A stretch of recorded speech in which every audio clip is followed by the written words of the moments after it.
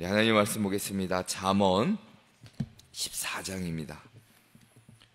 제가 지금 구약성경 924면쯤에 있습니다. 잠언 14장 1절부터 35절까지의 말씀입니다. 1절부터 35절까지를 저와 함께 한 절씩 교독하시겠습니다. 지혜로운 여인은 자기 집을 세우되 미련한 여인은 자기 손으로 그것을 허느니라.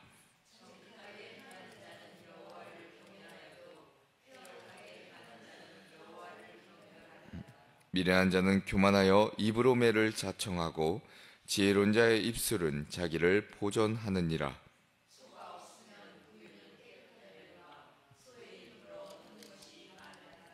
신실한 증인은 거짓말을 아니하여도 거짓 증인은 거짓말을 뱉느니라.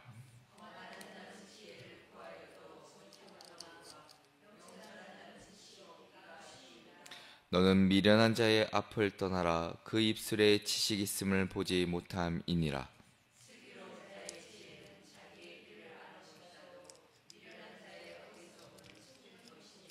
미련한 자는 죄를 심상히 여겨도 정직한 자 중에는 은혜가 있느니라.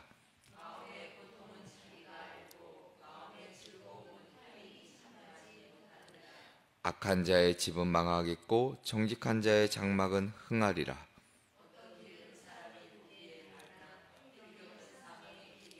웃을 때에도 마음에 슬픔이 있고 즐거움의 끝에도 근심이 있느니라.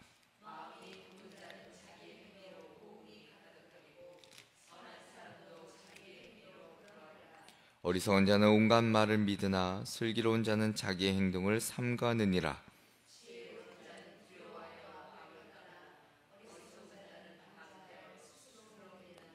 노하기를 속히 하는 자는 어리석은 일을 행하고 악한 계교를 꾀하는 자는 미움을 받느니라.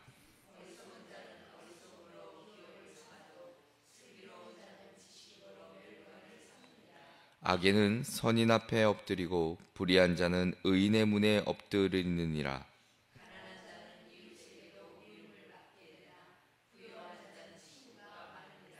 이웃을 업심여기는 자는 죄를 범하는 자요 빈곤한 자를 불쌍히 여기는 자는 복이 있는 자니라.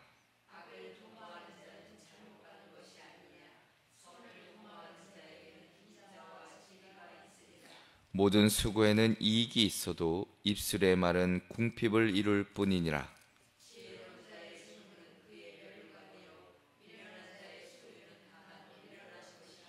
진실한 증인은 사람의 생명을 구원하여도 거짓말을 뱉는 사람은 속이느니라.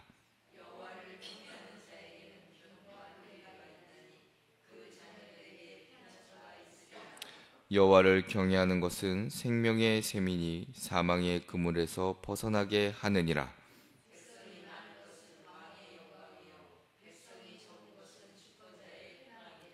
노하기를 더디하는 자는 크게 명철하여도 마음이 조급한 자는 어리석음을 나타내느니라.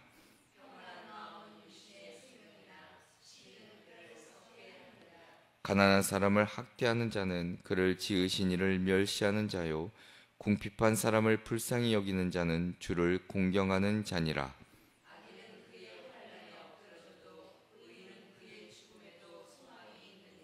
지혜는 명철한 자의 마음에 머물거니와 미련한 자의 속에 있는 것은 나타나느니라.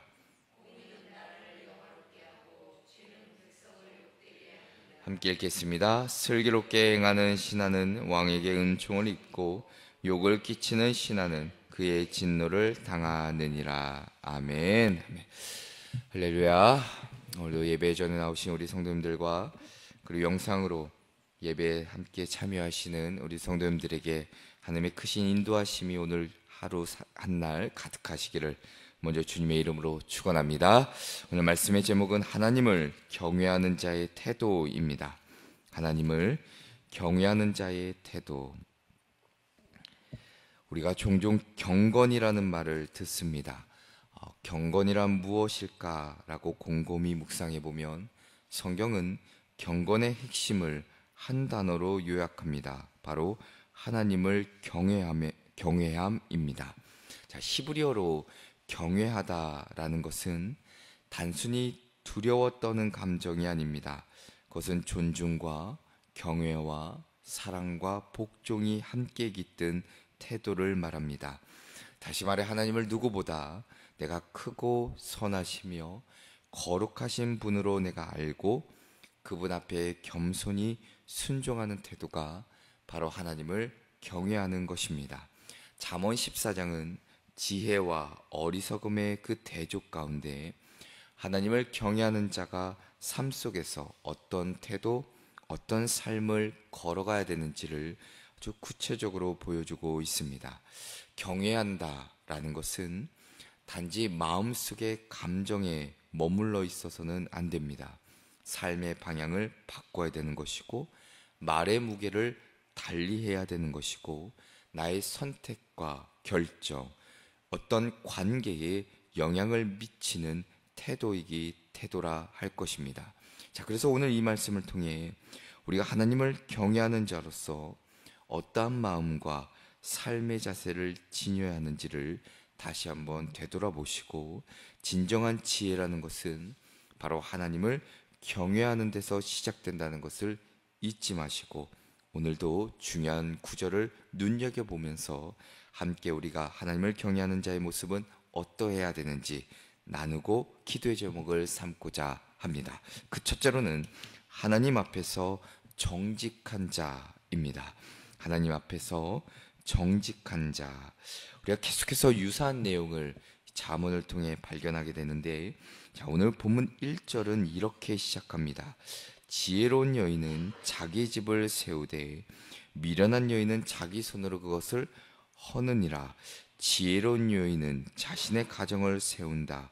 단순히 집을 짓는다는 의미, 이것을 넘어서 가정을 일으키고 회복시키고 그 가문을 든든히 세운다는 뜻이 담겨져 있습니다.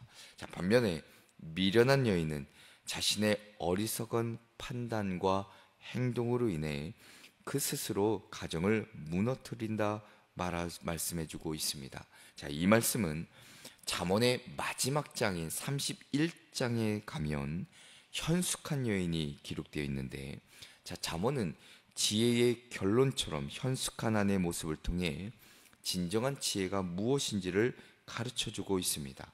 결국 잠언은 지혜로운 여인이 얼마나 귀하고 소중한 존재인지, 또 그러한 삶이 얼마나 가치 있는지를 강조하고 있습니다. 그래서 지혜로운 여인이라는 것은 자신의 말과 그 행동이 가정에 미치는 그 영향력이 얼마나 중요한지를 일러주고 있고, 더 나아가서는 그의 삶, 그의 행동, 그의 태도가 얼마나 책임이 필요한지를 보여주고 있습니다. 자, 그래서 2절과 3절을 보면 바로 그 지혜의 핵심이 정직과 경외함에 있음을 보여주고 있습니다. 2절엔 이렇게 기록합니다. 정직하게 행하는 자는 여호와를 경외하여도 패역하게 행하는 자는 여호와를 경멸하느니라. 미련한 자는 교만하여 입으로 매를 자청하고 지혜로운 자의 입술은 자기를 보전하느니라 기록합니다. 자, 정직이라는 것, 단순한 도덕적 성실함이 아니라 정직함은 결국 하나님을 경외하는 마음에서 나오는데, 눈에 보이는 사람만을 의식하며 사는 것이 아니라 보이지 않지만 늘 우리와 함께 하시는, 우리의 삶을 지켜보시는 하나님 앞에서 살아가는 자세가 정직입니다.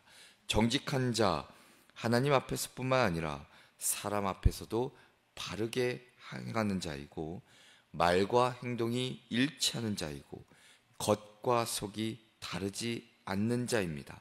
그런 자에게 하나님은 반드시 은혜로 갚아주신다는 겁니다. 반면 미련한 자는 하나님을 멸시하고 교만한 말을 일삼고 결국 스스로 매를 자처하게 된다라는 것입니다.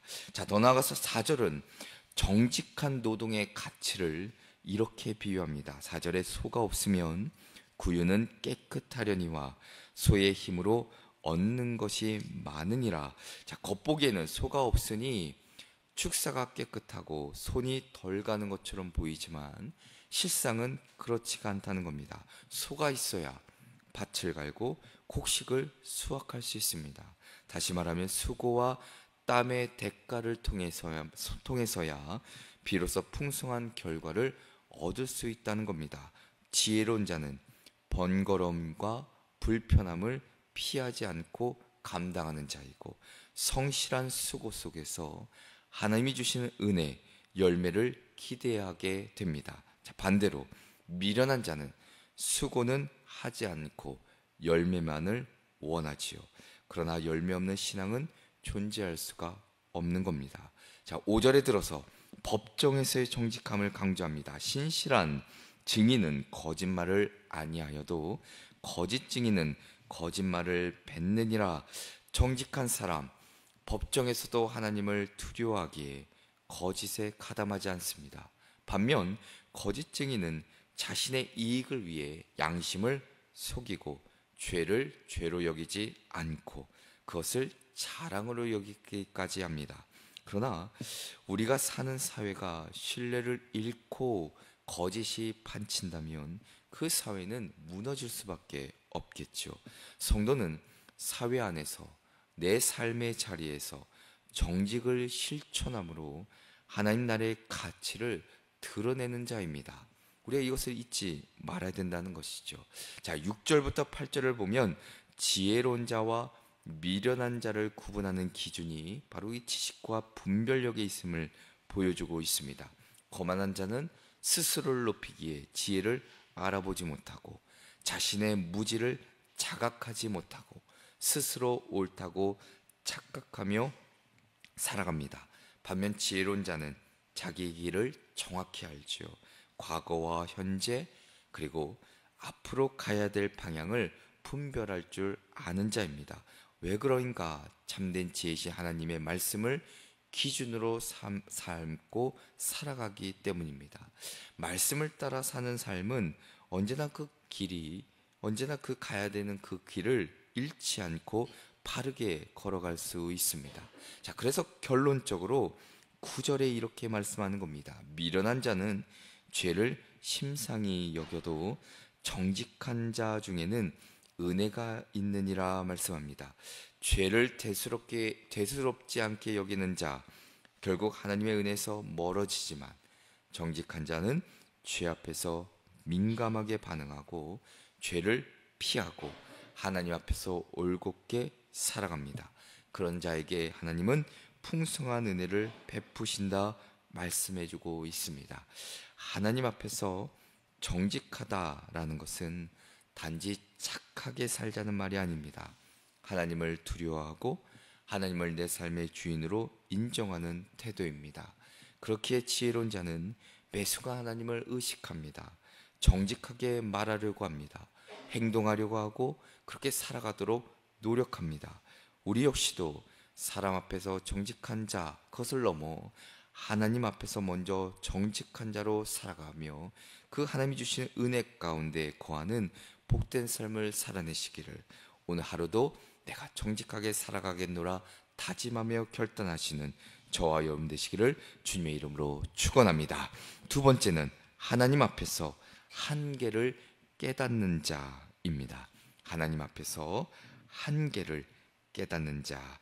자, 오늘 본문 10절 이하부터 19절까지는 사람의 마음, 행동, 그리고 지혜와 어리석음에 대해 깊이 있게 교훈해주고 있습니다. 이 말씀 속에서 우리는 인간, 우리 자신의 그 한계, 그리고 한계를 인정하고 하나님께 나아가는 지혜의 중요성을 배우게 됩니다. 자, 먼저 10절을 보면 이렇게 기록합니다.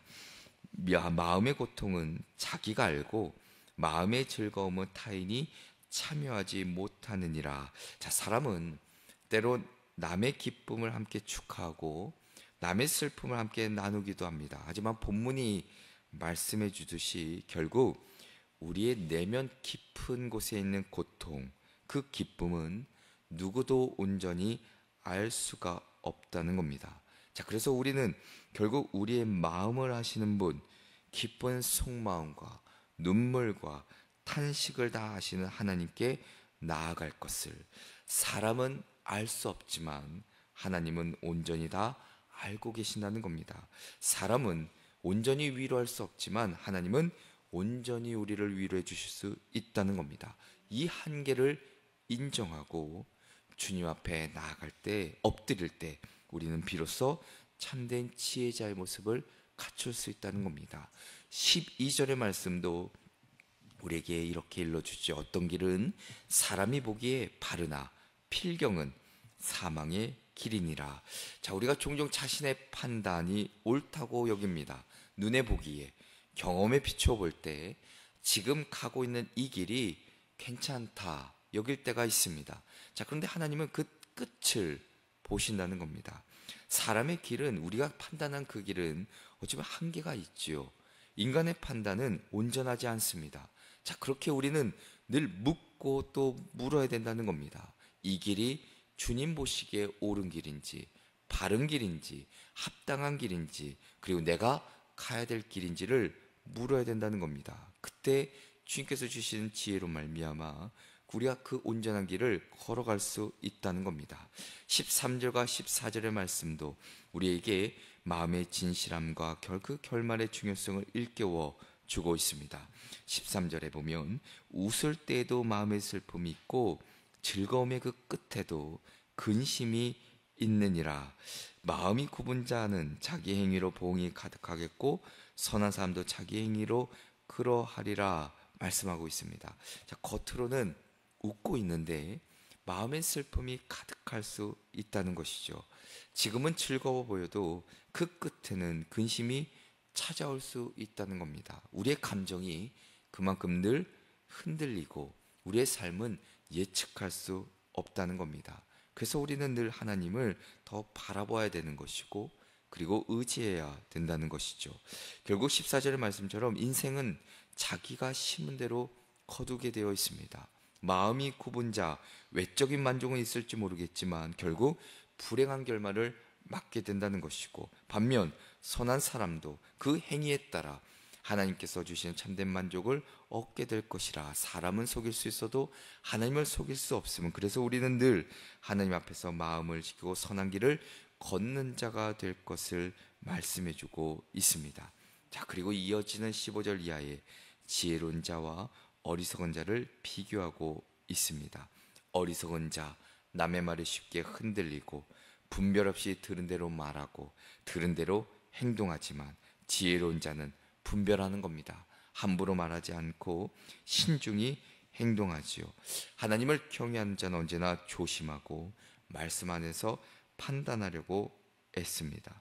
자, 우리는 어찌 보면 이 지혜로운 자가 되어야 되는데, 그러나 세상의 학문이나 어떤 논리, 어떤 경험, 어떤 우리가 깨달은 바가 있기에 늘 언제나 내 자신의 생각과 판단을 앞세울 때가 있고 내 주장이 옳을 때가 너무나도 많이 있다는 겁니다.